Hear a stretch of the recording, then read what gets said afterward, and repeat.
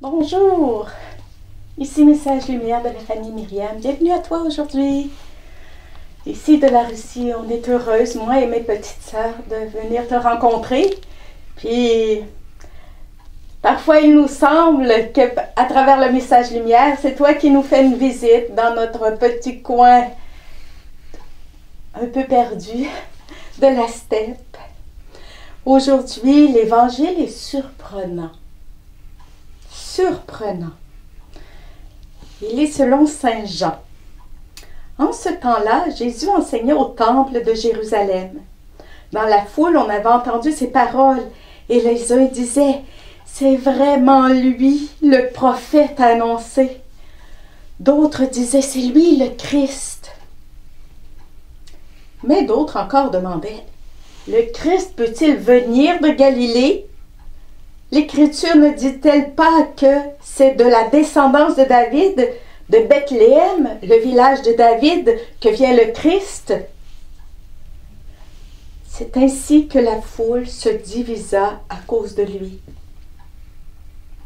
Quelques-uns d'entre eux voulaient l'arrêter, mais personne ne mit la main sur lui. Les gardes revinrent auprès des grands prêtres et des pharisiens qui leur demandèrent « Pourquoi ne l'avez-vous pas emmené ?» Les gardes répondirent « Jamais un homme n'a parlé de la sorte. » Les pharisiens leur répliquèrent « Alors, vous aussi vous vous êtes laissés égarer? Parmi les chefs du peuple et les pharisiens, y en a-t-il un seul qui ait cru en lui? Quant à cette foule qui ne sait rien de la loi, ce sont des maudits. » Nicodème, l'un d'entre eux, celui qui était allé précédemment trouver Jésus, leur dit « Notre loi permet-elle de juger un homme sans l'entendre d'abord pour savoir ce qu'il a fait? » Ils lui répondirent « Serais-tu toi aussi de Galilée? Cherche bien, et tu verras que jamais aucun prophète ne surgit de Galilée. » Puis, ils s'en allèrent chacun chez soi. Chacun reste sur sa position. C'est un étrange évangile. La foule est divisée, les pharisiens sont divisés. La foule, les uns disent c'est le Christ, c'est le prophète annoncé. Les gardes disent jamais personne n'a parlé comme cet homme. Il y a des pharisiens qui disent vous vous êtes laissés égarer, pas un seul pharisien ne croit en lui, cette foule, ce sont des maudits. Nicodème veut protéger Jésus. Avant de le juger, ne vaudrait-il pas mieux l'entendre? Puis on lui répond avec un air de mépris. Toi, viens-tu aussi de Galilée par hasard? Aucun prophète ne vient de Galilée. Puis il s'en va chacun chez eux, chez soi. C'est fini. Les pharisiens sont divisés. La foule est divisée. Ça va pas bien. Il y a ces situations où peu importe ce qu'on dit, peu importe ce qu'on fait, on a l'impression que le monde est contre nous, que tout joue contre nous. On veut expliquer notre foi, on se fait ridiculiser, on veut protéger l'Église, on nous sort l'histoire des croisades du Moyen-Âge, on veut expliquer la filiation divine, par exemple, aux musulmans, la filiation divine de Jésus. On en est scandalisé au suprême degré parce qu'on croit que Dieu peut avoir des relations sexuelles.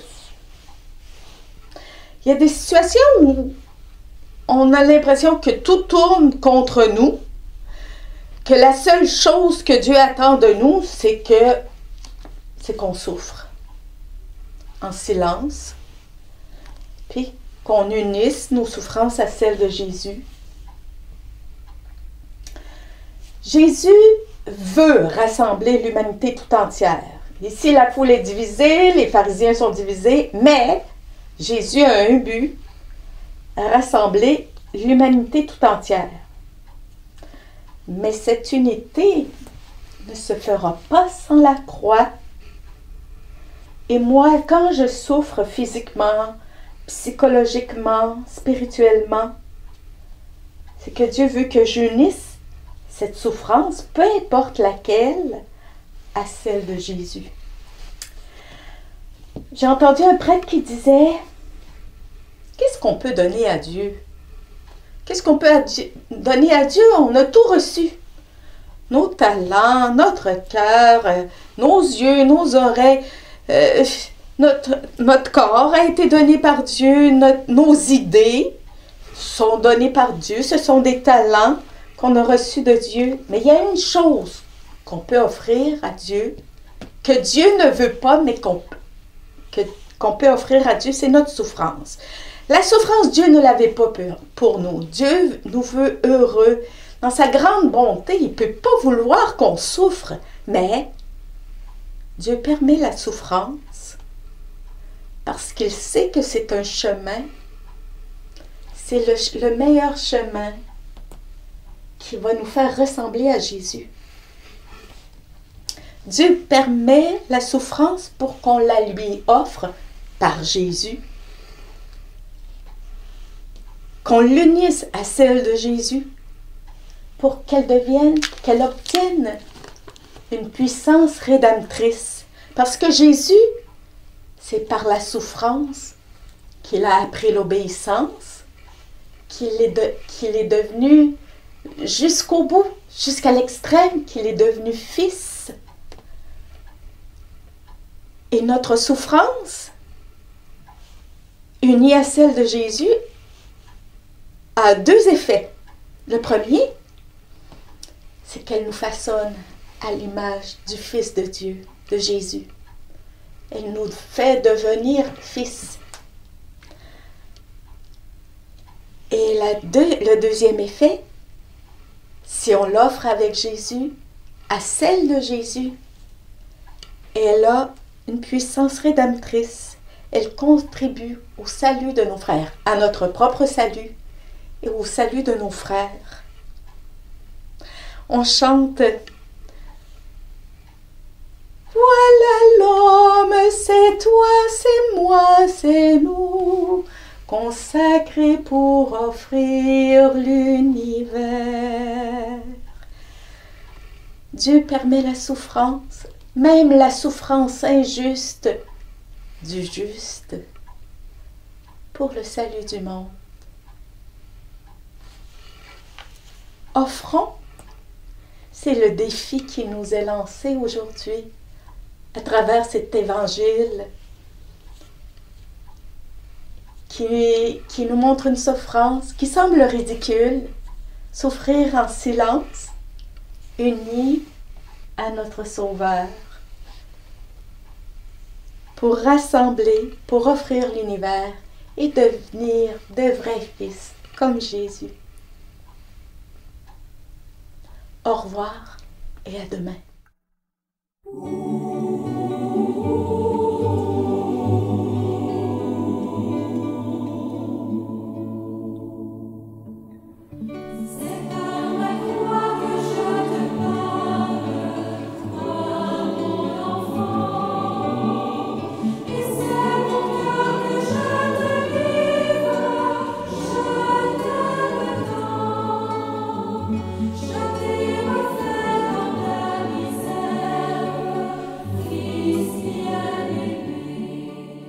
Le chemin de croix est une merveilleuse contemplation de l'histoire du salut.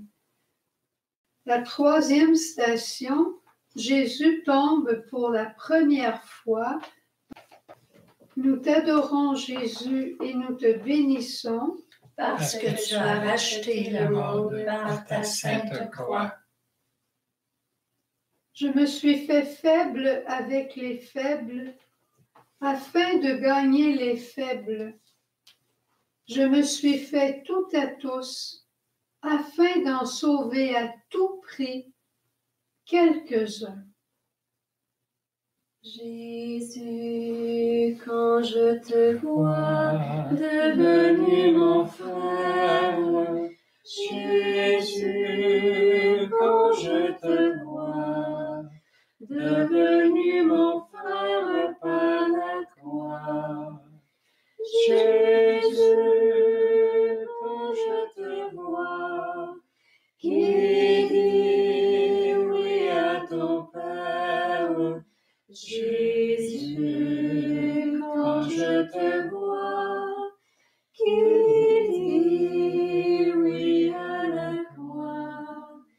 Je sens monter en moi le goût d'une prière. Je sens monter en moi le goût d'être avec toi. Jésus, quand je te vois. Jésus, tu as pris mon chemin de misère et tu es tombé. Tu m'enseignes à me relever, à abandonner ma route pour ton chemin d'amour et de confiance. Gloire au Père, au Fils et au Saint-Esprit. Ô Dieu qui est, qui était et qui vient, pour les siècles des siècles. Amen.